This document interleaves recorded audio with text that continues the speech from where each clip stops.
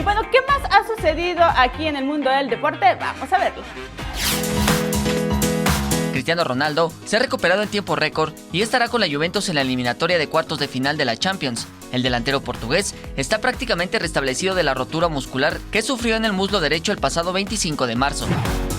Todo parece indicar que el conjunto del Wolverhampton, donde milita Raúl Jiménez, realizó la compra definitiva por el atacante mexicano por una cantidad de $40 millones, cifra que el Benfica de Portugal aceptaría por la venta de Raúl. Con 341 votos a favor, 60 abstenciones y 51 en contra, se estableció en la Cámara de Diputados el 21 de septiembre como Día Nacional de la Lucha Libre, uno de los deportes con mayor tradición en México. Mateus Fernández, un popular luchador de jiu-jitsu brasileño de 22 años, perdió la vida horas después de ser noqueado de forma brutal por Obed Pereira en el tercer asalto de un combate de artes marciales mixtas en Rémulos Fight Night disputado en Manaus. Jesús Arias, 21 Noticias.